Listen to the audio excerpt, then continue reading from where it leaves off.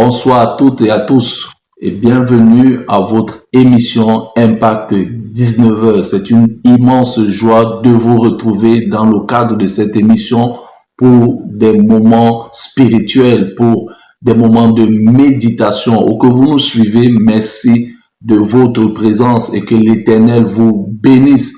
Voilà, chers amis, installez-vous confortablement, invitez également vos proches parce que Impact 19h commence maintenant.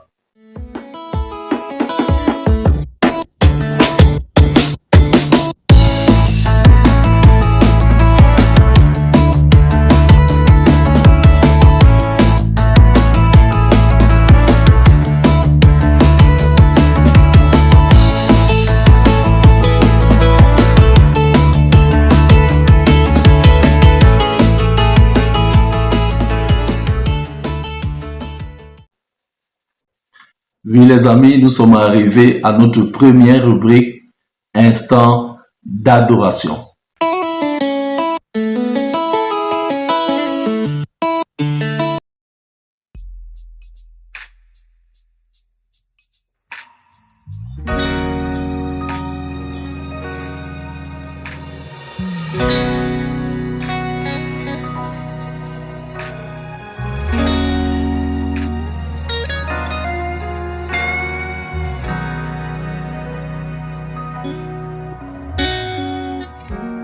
Dans les temps de paix,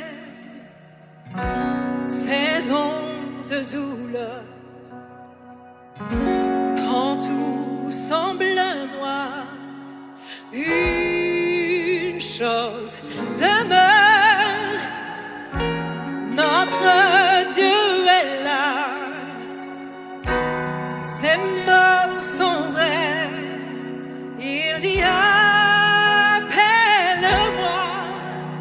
et je te répondrai quand tu pries, quand tu pries.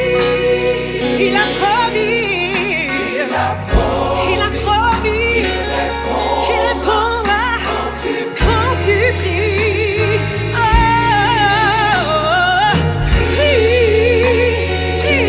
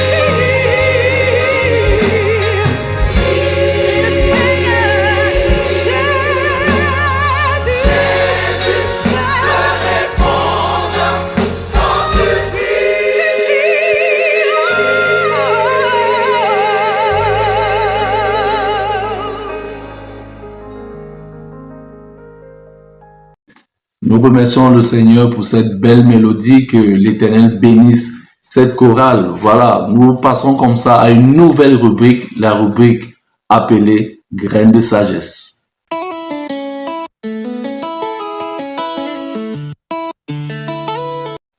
Oui, chers amis, ce soir, voilà, notre graine de sagesse, une fois de plus, est tirée du livre Message choisi, volume 3, page 162 de notre sœur Ellen White. La sagesse du soir dit ceci: nous n'avons rien à craindre de l'avenir, à moins d'oublier la manière dont le Seigneur nous a conduits et les enseignements qu'il nous a donnés dans notre passé. Oh là là! Nous n'avons rien à craindre de l'avenir, à moins d'oublier la manière dont le Seigneur nous a conduit, les enseignements qu'il nous a donnés dans notre histoire passée. Donc, cette pensée, chers amis, nous rappelle une vérité essentielle. La peur de l'avenir grandit souvent lorsque nous oublions les bienfaits de Dieu dans notre passé. C'est une réalité. Lorsque nous prenons le temps de nous souvenir des prières exaucées, des portes que Dieu a ouvertes, de la protection qu'il nous a accordée et des épreuves dont il nous a délivrés, notre foi est fortifiée. Alléluia. Le Dieu qui nous a soutenus hier, chers amis, est le même aujourd'hui et le même pour toujours. Même si l'avenir nous paraît incertain, nous pouvons avancer avec confiance, non parce que nous connaissons demain, mais parce que nous connaissons celui qui tient demain entre ses mains. Alléluia. Comme le dit aussi Lamentation, le chapitre 3, le verset 22 à 23, vous pourrez lire à la maison. Les bontés de l'Éternel ne sont pas épuisées, ses compassions ne prennent pas fin. Elles se renouvellent chaque matin, grande est ta fidélité. Donc, aujourd'hui, chers amis, choisissez de vous rappeler les œuvres de Dieu dans votre vie. Que ce souvenir nourrisse votre foi et chasse toute crainte. Alors que Dieu vous bénisse et à très bientôt pour un nouveau grain de sagesse. Chers amis, nous passons à une nouvelle rubrique, la rubrique appelée Message de vie. Oui, chers amis, une fois de plus, que Dieu vous bénisse. Et bienvenue dans cette rubrique, la rubrique Message de vie. Nous partageons la nourriture spirituelle. Voilà, là où nous puisons dans la parole de Dieu, un sermon, une méditation comme vous voulez, une exhortation comme vous voulez. Et ce soir, nous allons parler de la gestion du temps, un acte de fidélité envers Dieu. La gestion du temps, un acte de fidélité envers Dieu. Nous sommes dans Éphésiens, le chapitre 5, le verset 15 à 16. La Bible nous dit ceci: prenez donc garde de vous conduire avec circonspection, non comme des insensés, mais comme des sages. Rachetez le temps, car les jours sont mauvais. La gestion du temps est un acte de fidélité envers Dieu. Chers amis, c'est un texte qui nous interpelle à la gestion du temps. Le temps comme don que Dieu nous a donné. Voyez-vous, imaginez qu'une banque dépose dans votre compte chaque matin 86 400 francs chaque matin dans votre compte et que vous devez utiliser cet argent avant minuit. Sinon, le reste va disparaître. Imaginez-vous ce genre de scénario. Je crois que certains d'entre nous, même avant midi, nous allons finir cet argent et d'autres peut-être avant 15 heures, avant 20 heures. Voilà, c'est chacun, n'est-ce pas, qui va aller de sa sagesse, c'est chacun qui va aller des dépenses.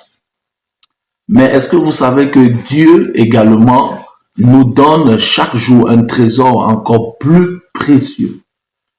86 400 secondes.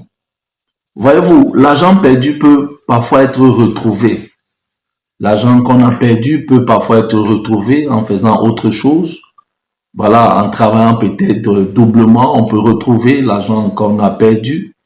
Peut-être, être dépanné par quelqu'un. la même somme exactement que nous avons perdu. Mais le temps perdu, lui, il est difficile à être rattrapé. Le temps perdu ne revient presque et ne revient jamais.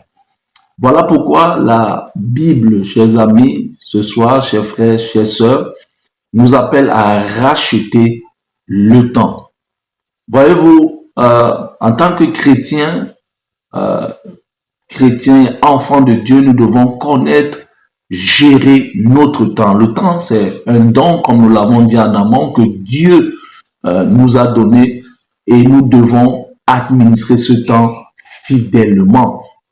On doit être fidèle dans le temps que Dieu nous a donné. Le temps appartient à Dieu. Le temps ne nous appartient pas, chers amis. Le temps n'est pas notre propriété. Mais Dieu est le créateur du temps et de notre vie. Oh là là, beaucoup d'entre nous, nous l'avons oublié. Beaucoup d'entre nous, nous avons oublié que le temps ne nous appartient pas, qu'il appartient à Dieu. C'est pourquoi vous comprendrez, les gens disent, l'année prochaine, je ferai ceci. La semaine prochaine, je ferai ceci. Attends-moi, dans 2 jours, on va aller dans tel endroit. Comme si ils maîtrisent le futur. Non, le futur nous dépasse. Le futur est au-dessus de nous. C'est pourquoi il est important de dire, s'il plaît à Dieu, si Dieu fait grâce, je ferai ceci le lendemain, je ferai ceci tout à l'heure, si Dieu le permet, je ferai ceci l'année prochaine, si Dieu le permet. Le temps ne nous appartient pas, il appartient à Dieu. C'est pourquoi, quand vous lisez le psaume 90, le verset 12, le psalmiste qui le dit, enseigne-nous à bien compter nos jours, afin que nous nous appliquions notre cœur à la sagesse. Enseigne-nous à bien compter nos jours, afin que nous appliquions notre cœur à la sagesse. Oui, chaque journée, chers frères, chers sœurs, est une occasion de glorifier Dieu. Chaque journée, chaque moment que Dieu nous donne, c'est une occasion de le glorifier, de le servir et d'amener les autres à servir également l'Éternel. L'Éternel nous donne ce temps pour que nous puissions nous préparer pour l'éternité. Vous connaissez le modèle du temps, c'est Jésus-Christ. Jésus était un modèle parfait dans la gestion du temps. Jésus, il avait une mission immense. Pourtant, il prenait le temps de prier. Il prenait le temps que Dieu lui a donné à enseigner. Il prenait le temps que Dieu lui a donné à guérir, mais également aussi à se reposer. Il ne vivait jamais dans la précipitation. Jésus ne vivait pas dans la précipitation, mais selon les priorités de son Père.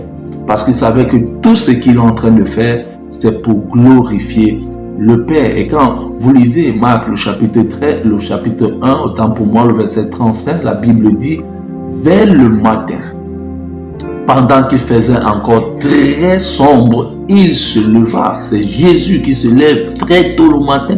Il sort et il va dans un lieu désert où il pria. Donc très tôt le matin, Jésus avait cette coutume-là de se lever et d'aller dans un lieu désert. Il se retirait pour prier. Parce qu'il savait qu'il doit commencer sa journée en parlant avec son Père, afin que son Père lui donne la force, n'est-ce pas, durant cette journée. Donc, une bonne gestion du temps commence toujours, n'est-ce pas, avec notre Seigneur. Une bonne gestion du temps commence toujours par du temps passé avec notre Dieu. Dieu est le propriétaire de ce temps. Il est important de commencer une journée avec notre Seigneur. Vous savez, il y a des dangers d'une mauvaise gestion du temps. La Bible nous met en garde contre la paresse. Voilà, nous met en garde contre les distractions inutiles, les occupations qui nous éloignent de Dieu. Et Dieu nous dit de faire très attention à la gestion du temps, rachetez le temps. Ne blaguez pas avec le temps que je vous ai donné, parce que ce temps ne peut pas être rattrapé. Chaque fois que nous avançons, on ne peut plus revenir en 2025. Désolé. On ne peut plus revenir en 2024. Désolé. Chaque heure gaspillée, chaque minute gaspillée est une occasion perdue de servir notre Seigneur. Oh, je voudrais que tu puisses réfléchir à cela. comment je gère mon temps, comment je gère ma journée, comment je m'organise pour glorifier également mon Dieu. Même si j'ai mon travail, même si j'ai mes occupations, comment je gère mon temps, comment pendant le temps que Dieu me donne, est-ce que je suis utile au royaume de l'Éternel? Le chrétien fidèle organise son temps autour de ses priorités. Dieu d'abord en toutes choses, comme Jésus nous l'a montré. La famille, bien évidemment, le travail et toutes les autres choses viennent par-dessus tout, mais d'abord, cherche premièrement le royaume des cieux. Cherche tout d'abord l'Éternel et les autres choses, Dieu te donnera la force de les gérer. Chers amis, aujourd'hui, nous sommes, n'est-ce pas, comme embrigadés, voilà, dans cette spirale que le monde nous présente, la vitesse de la distraction et autres. Et beaucoup d'entre nous, nous sommes distraits, nous perdons le temps. Mais Dieu nous dit, Jésus nous demande de racheter le temps qu'il nous a donné, de remettre le temps au centre, au milieu du débat. Qu'est-ce que je fais effectivement de mon temps? Est-ce que le temps que Dieu me donne, je l'utilise à bon escient? Est-ce que Dieu est au milieu de mon temps ou je l'ai mis complètement à l'écart? Et suivez ce que la sœur White elle-même, elle dit quelque chose de très important. Elle dit dans Conseil à l'économe, elle dit, le temps est un talent confié par Dieu. Chaque instant est un trésor qui doit être employé pour sa gloire. Alléluia. Le temps est un talent confié par Dieu et chaque instant est un trésor qui doit être employé pour sa gloire. Oui, chaque seconde que Dieu nous donne, chaque instant est un trésor que nous devons employer pour la gloire de notre Dieu. Il est important au réveil de commencer la journée avec Dieu. Oh, chers amis, je sais que, voilà, nous avons souvent des prétextes, voilà, on a toujours à dire, j'ai pas le temps, j'ai le travail. Non, mais qui te donne ce travail? Qui te donne ce travail? C'est Dieu. Qui te permet de te lever? C'est Dieu. Qui te donne la santé? C'est Dieu. Qui te donne la vie? C'est Dieu. C'est pourquoi il faut commencer avec Dieu et terminer avec Dieu. Dieu est au début, Dieu est au centre et Dieu est à la fin. Il est au début, il est au milieu, il est à la fin. Il englobe notre journée. Chers amis, rachetons le temps. Le temps, c'est le seul talent que nous ne pouvons ni économiser, ni récupérer. Et c'est une réalité. Donc, chaque minute, mon cher frère, ma chère soeur, est une occasion d'aimer Dieu. Chaque minute que Dieu te donne, c'est une occasion de l'aimer et de le servir. C'est une occasion de l'aimer, mais également de servir ton prochain. Chaque seconde que Dieu te donne, nous devons, n'est-ce pas, prendre cela et l'utiliser pour la gloire de notre Seigneur et Sauveur. Aujourd'hui, nous devons nous demander comment est-ce que j'utilise véritablement les heures que Dieu me donne. C'est une question, n'est-ce pas, qui a tout son pesant d'or. Les minutes que Dieu me donne, les heures que Dieu me donne, comment je les utilise, mon emploi du temps, montre-t-il que Dieu est ma priorité? Alors, mon frère et ma soeur, c'est une question, voilà, ce sont des questions auxquelles tu dois devoir répondre. Et tu es le seul à connaître la véritable réponse. Mais ce soir, l'Éternel t'appelle à racheter le temps. L'Éternel t'appelle à réorganiser ta journée, à réorganiser ton emploi du temps parce qu'il doit être au centre de la vie. Que Dieu te bénisse et que Dieu t'aide à t'élever spirituellement. Au nom puissant de Jésus-Christ. Amen.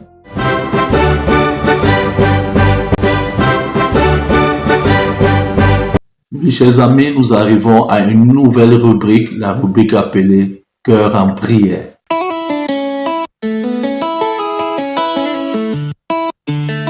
Oui, chers amis, nous sommes arrivés à un moment où nous devons prier, un moment où nous devons nous élever. Voilà, nous devons parler avec notre Dieu et nous allons demander à l'Éternel de nous donner la force de bien nous organiser. Parce que il est vrai, quand nous regardons nos vies, nous ne sommes pas bien organisés. Nous laissons Dieu en arrière et beaucoup d'autres choses qui ne valent pas la peine prennent notre temps. Et nous sommes comme perdus même dans ce monde. Nous sommes comme perdus. Nous n'arrivons pas à maîtriser le temps que Dieu nous a donné, alors que Dieu est le maître du temps et il nous a donné cette capacité, cette sagesse aussi à gérer le temps qu'il nous a donné. Donc, si tu n'arrives pas à bien gérer ton temps, l'occasion t'est donnée de prier et de demander à l'Éternel la force, de demander à l'Éternel l'intelligence de bien gérer le temps qu'il nous a donné, parce que il dit de racheter le temps. C'est un appel. C'est un appel et nous allons prier le Seigneur pour cela. Je te demande donc, mon frère, ma soeur, de baisser la tête ou de prendre la position qui t'est favorable là où tu te trouves et nous allons prier l'Éternel. Notre Dieu, notre Père, nous te bénissons, nous te glorifions pour ce moment que tu nous donnes. Merci pour ce message qui parle du temps, Seigneur. Ce message qui est important, où tu demandes à tes enfants d'être fidèles, des fidèles intendants du temps que tu nous as confié. Je te prie, Seigneur, alors que tu reviens bientôt, tu voudrais que, à ton retour, que tu trouves des enfants qui ont bien géré le temps. Mais Seigneur, tu connais ce qui se passe dans le monde avec, le diable qui rôde autour de nous, le diable qui multiplie les ruses. Et beaucoup d'entre nous, nous sommes tombés dans ces ruses. Nous sommes tombés dans ce piège et nous t'avons oublié. Les 24 heures que tu nous as données, tu n'existes nulle part. Et pour les plus forts, tu as 1 heure dans les 24 heures. Et ce qui n'est pas normal, Seigneur, nous voulons reconnaître notre faute et implorer le pardon en ce soir. J'implore pour mon frère, pour ma soeur, qui aussi a chuté, qui t'a écarté dans la gestion du temps que tu lui donnes, qui t'a mis de côté et qui ne pense plus à toi, qui pense à autre chose, le travail, l'école, les distractions. Je te prie, Seigneur, de nous pardonner, mais également, en ce soir, de renouveler, cet amour, de nous aider à te remettre au centre de notre temps. Colossiens, le chapitre 3, quand nous lisons au verset 23, c'est la Bible qui dit « Tout ce que vous faites, faites-le de bon cœur, comme pour le Seigneur, non pour des hommes. » Donc, que nous fassions cela, non pour plaire aux hommes, mais pour te plaire toi, Seigneur. Aide-nous, Seigneur, à te remettre au centre de notre vie. Aide-nous, Seigneur, à faire comme Jésus-Christ dès le matin, à venir implorer ta présence, implorer ta puissance et ton accompagnement. Aide-nous, comme Daniel, à prier 3 fois la journée. Aide-nous, Seigneur, à être plongé, Seigneur, dans tes écrits. Permets, Seigneur, que le temps que nous passerons avec toi soit bénéfique pour nous, mais également pour le prochain qui nous entoure. Parce que, Seigneur, tu es en train de préparer ton peuple, ta famille, quand tu reviendras, que nous soyons, Seigneur, du nombre de ceux-là.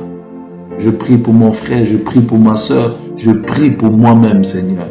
Continue à nous aider, continue à nous donner la sagesse de bien nous organiser, continue à nous donner la sagesse, l'intelligence de bien nous discipliner, afin que, Seigneur, chaque journée soit le reflet de ta gloire dans notre vie.